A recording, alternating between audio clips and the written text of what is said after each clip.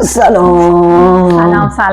ما وسط تمرین تصمیم گرفتیم که یه ویدیو ضبط کنیم. دوست داریم اون حالا تجربه میشه گفت اسمشو گذاشت که توی یادگیری رقص داشتیم و بیایم حالا یکم در موردش حرف بزنیم. کار مدت تجربه‌ای که کسب کردیم توی نشان‌های مختلف، کار کردن با رقصنده‌های مختلف تو سطح‌های توانایی‌های متفاوت از هم، از پایین تا بالا، یه تجربه کسب شد که به نظرم اومد برای بقیه کسایی هم که دوست دارن رقص یاد بگیرن یا بهتر برقصن سودمند باشه. مرسی که لیست رو تهیه کردی و بریم سراغش.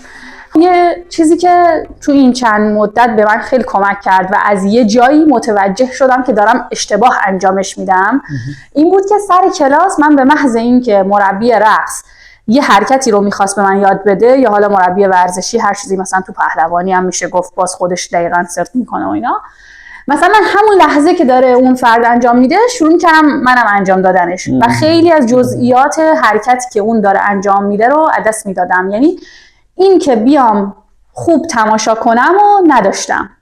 و الان مثلا هر وقت یه مربی یه چیزی یه حرکتی انجام میده اینجوری هم که خب اول نگاه کن، همه جزئیات رو ببین، حالا تو انجامش بده و این خیلی به من داره کمک میکنه. آره من حالا به عنوان مربی یا کوچ خیلی اینو میبینم و خیلی وقتا هی تکرار میگم آها یه اول بس ببین. یعنی خیلی عجله دارن که سریعا حس میکنن اونو از دست میدن. البته خب حقم دارن بعضی وقتا، خب همه مربی‌ها همه حرکت‌ها رو تکرار نمی‌کنن بلافاصله با جزئیات، ولی همیشه منم پیشنهادم اینه با دقت ببین، یعنی واقعا عینک دیدنتو بزن و جزئیاتشو ببین و یه مقداری هم تو بدن تصورش کن در حین دیدن. یعنی خودت رو هم در حینی که داری تماشا می‌کنی تصویر کن که اون کار داری انجام میدی، حالا به حداقل در شکل حسیش.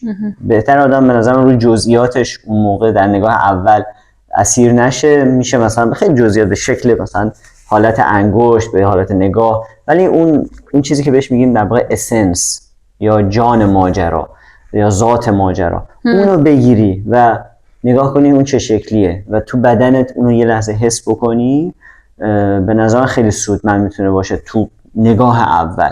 و بعد همیشه حالا اینو توی مثلا آموزش خلبانی و اینها هم دارم، مثلا خلبانای جت‌های جنگی میگن اون کاری که میخوای بکنی اول تصور کن که میخوای اون حرکت انجام بدی و بعد برو به سمتش.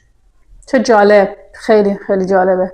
آره دیگه، من فکر میکنم این یه کمکی که میکنه که تو اون مکانیکر هم یه جورایی مهندسی معکوس کنی انگار، همزمان که داری مثلا نگاه میکنی داری یه پردازشی هم انجام میدی تا این که بخوای صرفاً فقط سریع کپی کنی اون حرکت رو.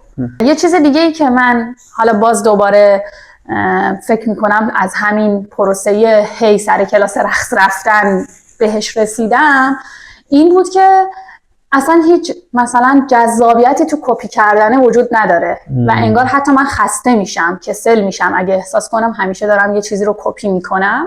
برام یه اتفاق کسل کننده میفته و اون خلاقیت انگار از این بازیه حذف میشه.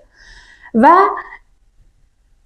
این کلیدواژه بازآفرینی به من خیلی کمک کرد که یعنی بیام بگم که آقا تو اگه داری این حرکت رو میاری توی اصل چه ویژگی‌های فیزیکی داری، احتمالاً این حرکت چه شکلی توی تو میتونه بشینه، با چه مثلا این هوایی که توی دستت جابجا میشه، مثلا همه اینا رو هی بتونم بهش آگاه بشم و اون که به جای کپی کردن بیام یه حرکتی رو انگار دوباره تولیدش کنم، دوباره به وجودش بیارم، به من خیلی کمک کرد که حرکاتم از اون حالت مثلا تکراری بودن در بیاد.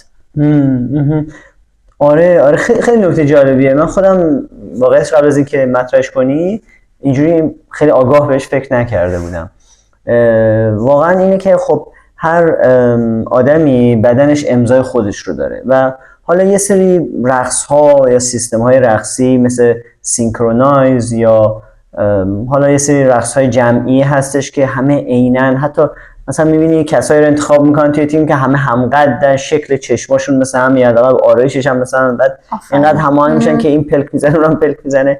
خب مثلا رقصای معاصر و حالا رقصای ایران زمین که ما کار میکنیم بیش از هر چیز، اینا هر کسی با هر مختصات بدنی که داره میتونه تو اونا امضای خودش رو داشته باشه و جزو اون سازوکار رقص گروهی باشه، فارغ از این که ذات اون حرکت تو همه اون گروه مشترکه. حالا خیلی از بینندگان ما ممکنه سولو میخوان برقصن، ولی مهم حرف من اینه که امضای خودتون رو تو حرکتتون پیدا کنید. یعنی مربی شما ممکنه یه حرکت مربی یا ویدیویی میبینی یه حرکتی رو دستش رو توی حالتی میاره بالا، ما میتونیم ذات اون حرکت رو بگیریم و بعد اون رو در بدن خودمون ببینیم چی تو بدن من میشینه، چی به چشم من قشنگ میاد. برای همینه که باید یه رقصنده همیشه بدن خودش رو دوست داشته باشه، نوازش کنه، قربونش صدقش بره، بپذیرش دقیقاً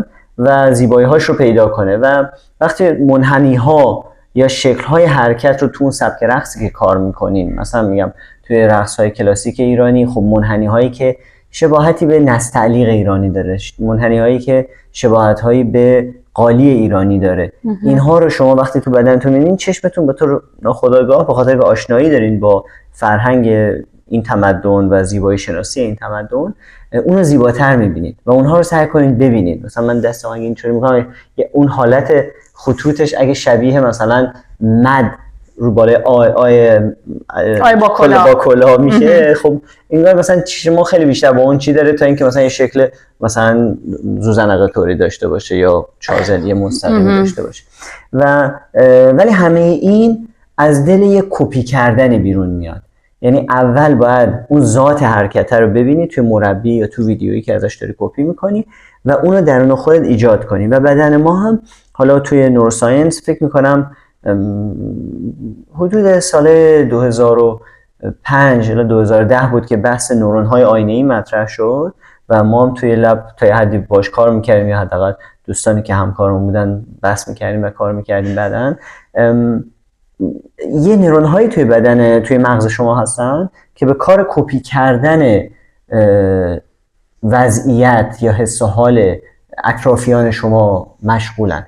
یعنی چی؟ یعنی مثلا با یه چوبی میزنن رو تو سر یکی، تو دست یکی، این دردش میاد، بعد مغزش اسکن میکنن، میبینن یه نورون‌هایی اونجا فعال میشن، بعد بهش فیلمی رو نشون میدن که اینو اون چوبه رو زدن توی دست یا سر یکی دیگه و بعد میبینن همون نقطه های تعدادشون که قبلا فیزیکی بر سر اون آسیبی ضربه‌ای که بهش خورده بود فعال شده بودن، توی اونم فعال شدن. اینا نورون‌های آینه‌ای هستن که دقیقاً وضعیت من رو، یک تشابهش رو با دنیای بیرونی ایجاد میکنه، چه در حرکت و چه در حس‌ها. و یه حس درونیه که آدم باید کم کم کشفش کنه. و اگه مثلا یه تجربیات گروهی داشته باشیم، مثلا اینکه با یه جمعی مثلا یک کار هماهنگ انجام دادیم، مثلا دست زدیم، یا مثلا مثالی که بعضیا مثلا میرن مراسم عاشورا اونجا سینه میزنن، یه حس جمعی ایجاد میشه، اسم میکنه که تو یه بخشی از اونی، چون سل‌های آینه‌ای دارن باز تولید میکنن این که تو همون کاری که میکنی یکی دیگه هم، یه جمعی هم داره انجام میده. این حسن اگر پیدا بکنی و بعد ببینی ذات اون حرکت چیه، اونو کپی بکنی درون بدنت و حس کنی که آره منم، بدنم داره به من میگه، یا چشم که داره تو آینه میبینه داره میبینه که منم دارم همون کارو میکنم. و بعد امضای خودم رو تو این پیدا کنم، یعنی بازآفرینیش کنم به سبک خودم، این مرحله خیلی طلایی انجام میشه. یعنی هم خیلی زیبا و چشم نواز میشه، هم امضای شما رو داره، هم درست و جوسته. به قولی بریم سر نکته سوم. این نکته سوم من خیلی دوست دارم و از وقتی که انجامش میدم به نظرم خیلی سرعت یادگیریم بالا رفته و خودم از اون کیفیت حرکتی که اجرا میکنم مثلا حس بهتری دارم نسبت به خودم. و اونم اینه که مشاهده‌گر خوبی برای بدن خودم شدم به نظر خودم.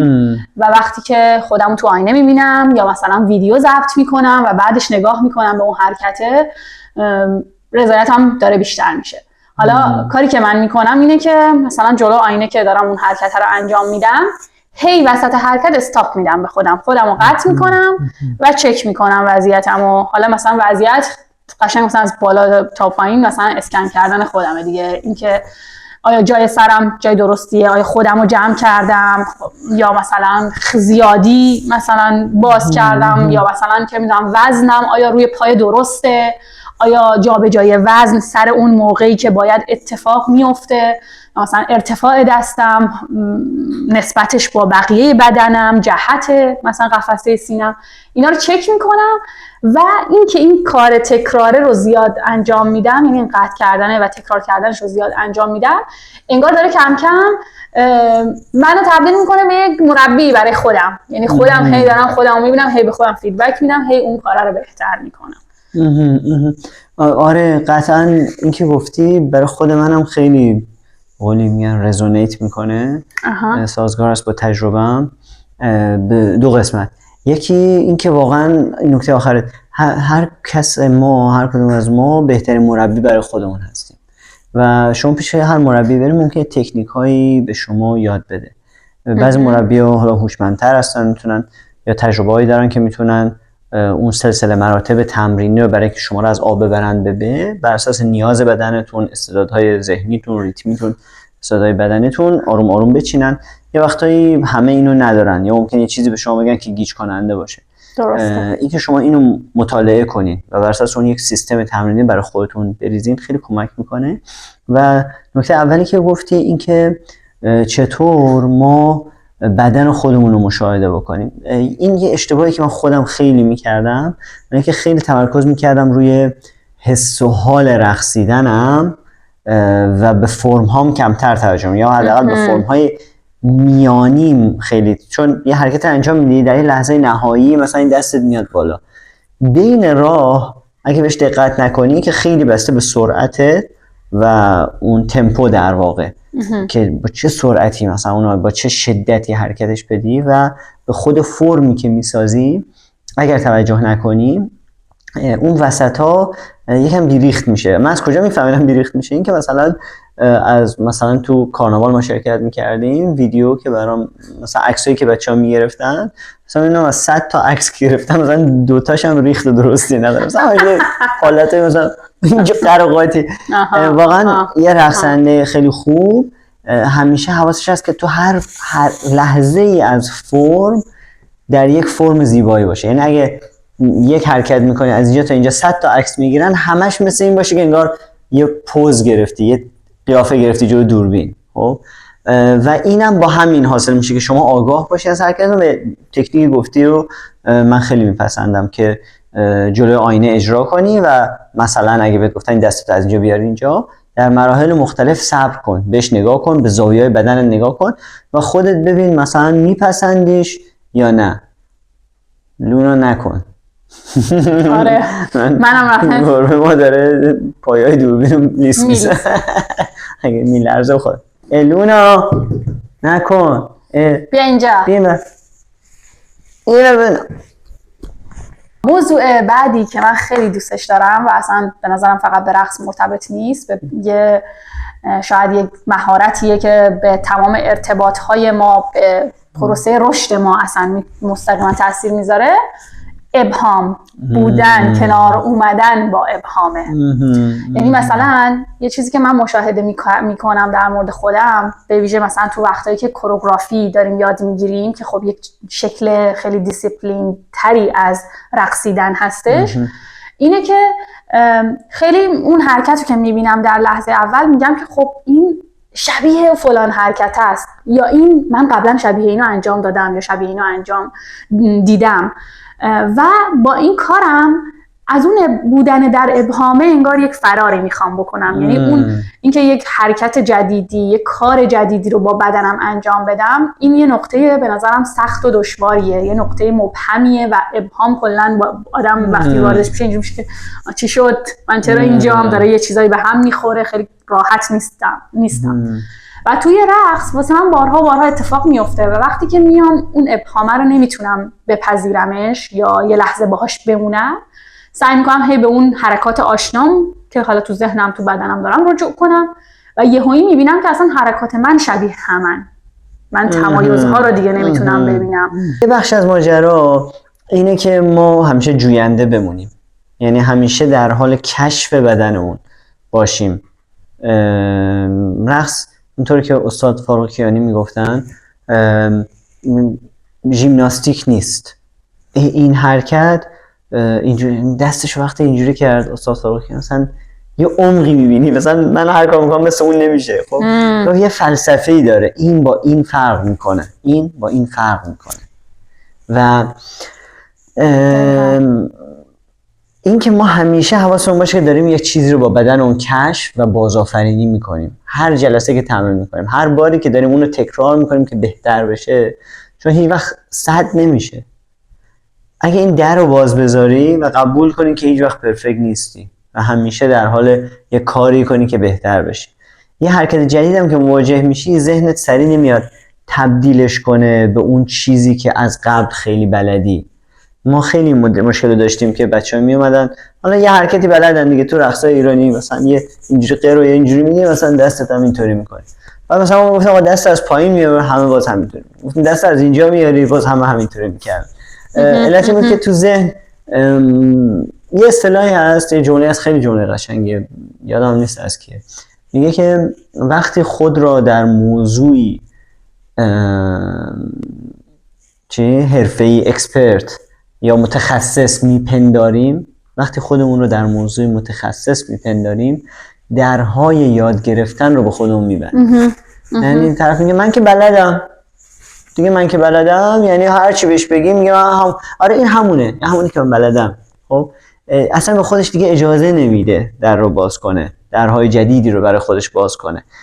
من خب سالهای زیادی همونطور که میدونی کاراته کار میکردم، کاراته کیوکوشین کار میکردم که دیسیپلین زیادی به بدنم اضافه کرد و اونجا درسای زیادی گرفتم از آدمهای بزرگی که واقعا با بدنهاشون کارهای فوق‌العاده‌ای میکردن.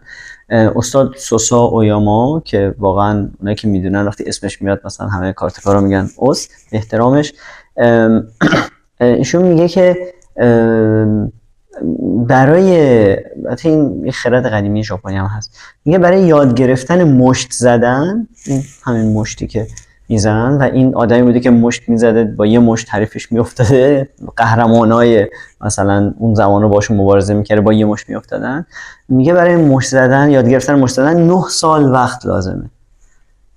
3 سال برای اینکه یاد بگیری چجوری واستی رو پات، 3 سال برای اینکه بدونی چجوری دستتو تکون بدی و 3 سال دیگه برای اینکه اینو مستر کنی و تمام قدرت رو از زمین پا تنه بگیری مثلا و بکوبی. مش میزده تو مثلا درخت. این چطوری اتفاق میفته؟ این با اون تکراره و نه تکرار یک چیز قبلی، تکرار یک چیز جدیدی که باز آفرینی میشه. حالا به یک زبانی اونطوری که تو میگی میشه در ابهامون، میشه در جویندگی همیشه موند. و ابهام رو هم من باز بیشتر در موردش کوچیک بگم، یه وقتایی هستش که ما کامل نمیفهمیم چیه اون ماجرا. مخصوصا مربی ممکنه یه حرکت نشون بده مثلا میگه به قول آنانیا چی شد؟ اون من میگم اون کارو بکن، به جای اینکه هی گیر بدی رو جزئیاتش، اسنس یعنی ذات ماجرا رو بگیر، به اون ذات نگاه کن، ببین اون چه حسی رو به تو منتقل میکنه، اونو باز تولید کن، تو اون ابهامه بمون. اون ابهامه فضای کشفه، اون ابهامه یه سالن سونای بخار پردود بخاریه که تو نمیدونی کجایی، ولی آروم آروم توش میری جلو، میگی چه جالب، مثلا شیر آبم اینجا هست، مثلا دوستامون هم مثلا این ورزش هستن. این کم کم با گشتن توش برات روشن میشه. ولی از هم در رو واکنی بگی او مای گاد مثلا این چقدر هیچ چیزی نمیشه، در ببندی بری بیرون یا همون جلو دم در همونجا اولین صندلی که گیر اومد بشینی، خب گیر میافتی دیگه. این نکته خیلی مهمه به نظرم برای روان آدم، برای خیلی کارهای دیگه. آره ابهام شروع یادگیری قشنگ. قشنگ توی اون اتاق سونا اگه تو جلو نری که اون چیزای جدید رو نمیبینی، کشف نمی‌کنی، پیدا نمی‌کنی. خب دیگه داره کم کم به انتهای ویدیو نزدیک میشه. یه نکته آخر و یه جنبندی داشته باشیم دیگه. یعنی من حالا با عنوان نکته آخر دوست دارم در مورد یه چیزی که شاید خیلی فکر کنیم اهمیتش پایین تره و اونم تمرین توی خونه است حرف بزنم. یعنی خیلی وقتا ما فکر میکنیم همین که بریم توی کلاس رقص یا بریم توی باشگاه یا حالا اون جایی که میخوایم چیزی یاد بگیریم حاضر بشیم و اونجا تمرین کنیم کافیه، کفایت میکنه، کافیه که اونجا مثلا بیشترین انرژیمون رو بذاریم. اما به نظر من بیشتر رشد به ویژه رقصنده‌ای که حالا مبتدیه، چون خود من خیلی مبتدی بودم، توی تمرینای شخصیش و توی تمرینایی که توی خونه انجام میده اتفاق میفته. این که مثلا برای خودت با اون سرعت بدن خودت، با اون استایل خودت تلاش کنی اون حرکات ها رو در بیاری، تکرارش کنی، توالی حرکت رو بتونی بیاری تو بدنت. این یعنی اصلا واسه من باز دوباره این خیلی کارآمد بود که تمرین در خونه رو اضافه کردم بهش. و یه چیز دیگه ای که خیلی برای من جالبه در مورد تمرین توی خونه، اون امنیتیه که من در خونه دارم و بدن من چه حس متفاوتی داره از توی کلاس رقص بودن. با اینکه کلاس رقص هم قطعا باید یه فضای امنی باشه که ما میریم توش و سعی کنیم وارد همچین فضایی بشیم، ولی خونه همیشه اون امنیتش برای من خیلی پررنگ‌تره و وقتی تو خونه تمرین میکنم میبینم بدن من اصلا چقدر آرومه و چقدر میتونه راحت باشه. آره من فکر میکنم تمرین توی خونه، هم خودم هم بقیه بچه‌ها رو میبینم کسایی که توی خونه تمرین میکنن هر جلسه میبینی یه رشدی داشتن، چون اونجا این فرصت رو پیدا میکنی که بدن خودت رو در تنهایی و با حوصله آنالیز کنی و همون سلسله مراتب تمرینی رو براش بچینی و اون جایی که دوست داری بیشتر ترمز کنی، جایی که دوست داری بیشتر بمونی تو اون ابهام ها، اونجاها بیشتر وقت بذاری برای خودت. و یه نکته دیگه هم هست که مثلا توی جلسات تمرین حتی من میگم این کارو میشه کرد و خیلی وقتا مثلا مربی یه پاز میکنه، یه استراحت کوتاهی میکنه، مثلا یا داره با یکی صحبت میکنه در مورد یه نکته‌ای. خیلی وقتا من میبینم بچه‌ها مثلا حواسشون میره سر آره چطوری مثلا ماما غلامرضا مثلا چی نگین فلان هر چی. آره در حالی که اون مثلا رقصنده‌های خوبی که من تو زندگیم دیدم همه این لحظات رو دارن استفاده میکنن برای جا انداختن یه چیزی، چون بهترین جای یادگیری اول تو کلاس واقعا، و برای اینکه بهترین بهره رو ببری مثلا مربی گفت آقا این کارو بکن، حالا تو میدونی این کار تنها 100 نیست، 20 تاشو 30 تاشو یاد گرفتی، منتظری بره حرکت بعد، حالا یه فاصله پیش اومده، از این فاصله استفاده کن، جلو آینه هی نگاه کن، ریتمتو نگاه کن. اصلا لازم نیست به بقیه که اونجا هستن فکر کنی، یعنی اون امنیت رو. حالا امیدوارم همه شما کلاسایی برین که توش حس امنیت داشته باشین و هم کلاسای خوبی داشته باشین و مربی و فضای خوبی داشته باشین. ولی خب تو ذهن آدمم وقتی این جا میفته که منم جلوی آینه و به خودم فضا بدم، وقت بدم و آروم آروم پیش برم و مهمتر از همه این که لذت ببرم از کاری که میکنم، همون لذتی رو که چند روز پیش به یکی از هنرجوامون میگفتم که ببین تو ممکنه آسانسور سوار بشی و یه آهنگ مثلا خیلی بی ربطی مثلا لا لا لا لا لا لا لا لا لا، حالا من آوازم خوندم لا لا لا لا لا لا لا لا لا اون آهنگ سلاش خالی مثلا بتون بعد با همین یه وقتایی از جلو آینه تو آسانسور برای خودت تنهایی یه مثلا اینجوری خلچل بازی در میاری، اون لذت رو بیار تو رقصت، اونو پیداش کن، اونو تو خونه با خودت تمرین کن و ببین این حرکت دادن بدنت، این کشف کردن دنیای بی‌نهایت ترکیب‌های حرکت‌های بدن چه لذتی بهت میده و حال کن با این کار، واقعا سعی کن کیف کنی. وقتی کیف میکنی آخرش نتیجهش وقتی پرفورمنس باشه هم از قدیم میگفتن، اساتید ما هم میگفتن که آنچه از دل برآید لاجرم بر دل نشیند. خلاصه صفا کنین، خوب برقصین، کیف کنین. اگه سوالی دارین از اسد بپرسین.